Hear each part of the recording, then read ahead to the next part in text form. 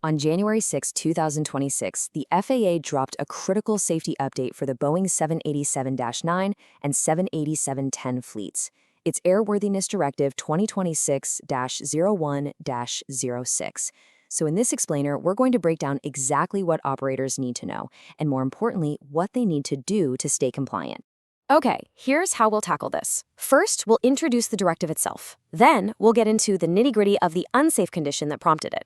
We'll cover which planes are affected, the specific actions required, and the impact on operations, before wrapping it all up with a final summary. So, first things first, let's be crystal clear about what we're dealing with here. This isn't just a suggestion or a recommendation. It's a final, legally binding rule from the FAA.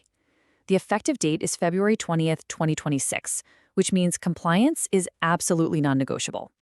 And just so we're all on the same page, an Airworthiness Directive, or AD as you'll hear it called, is a mandate. It's the FAA's way of saying, we found a potential safety problem, and you must fix it. The entire point is to correct an unsafe condition and keep the fleet flying safely.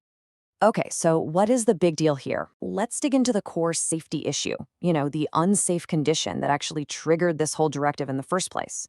So what kicked this whole thing off? Well, it was a direct response to something called Notices of Escapement, or NOEs.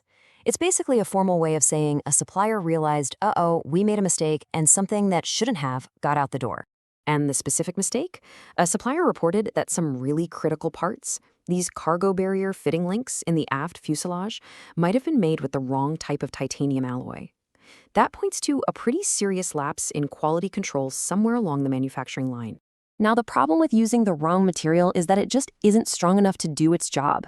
In a very specific, high-stress situation, like a rapid decompression in the back of the aircraft, these faulty links could just fail, snap. And this is where it gets really serious. The potential outcome is severe.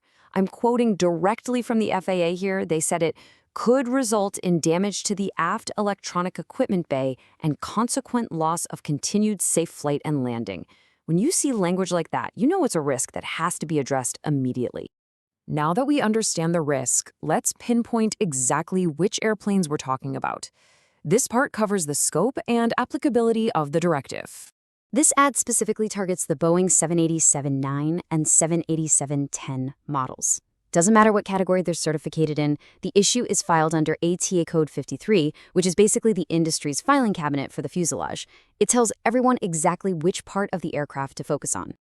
Okay, let's switch gears and get practical. It's time to talk about what actually has to happen on the hangar floor. This is for all the technical, maintenance, and camo teams out there.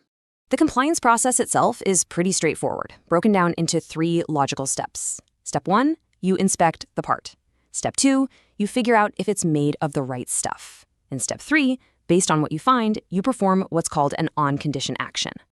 Diving a little deeper, the inspection gives you 2 options. You can use either a High Frequency Eddy Current tool or a handheld X-ray fluorescence gun. Both will tell you if the part is made of the correct T6Al4V alloy. Now, here's the key. Action is only required if you find the wrong material. If the inspection passes, you're good to go. If it fails, you must replace the part with a new, fully compliant one. So let's zoom out and look at the bigger picture. What does all this mean for airline management, for the planners, for the people managing the budgets? Let's talk operational and financial impact. For operators in the United States, the FAA has identified a specific number to work with. 25 Boeing 787s on the U.S. registry are affected by this AD. That gives a really clear scope of the immediate fleet impact right there. Now, let's talk money, because the FAA's cost breakdown is pretty interesting. The inspection itself is incredibly cheap, just $85 per plane. But if you do find a bad part, that on-condition replacement could run you up to about $2,095. The silver lining is that the manufacturer's warranty might help cover some of that. So you've really got 2 sides of the same coin here. From a safety perspective, this is a no-brainer. You're heading off a potential catastrophe. But from a commercial perspective, it's a planning puzzle.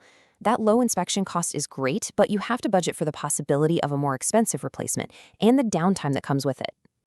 All right, let's bring it all home. It's time to summarize the key takeaways to make sure every team is perfectly aligned on what needs to happen next. So here is the short and sweet summary of your obligations. The who, every single operator of a 787-9 or 770-10. The what? you need to inspect those cargo barrier fitting links. The when, you have to do it within the compliance windows set by Boeing. And the why, to prevent a potentially catastrophic failure. Simple as that.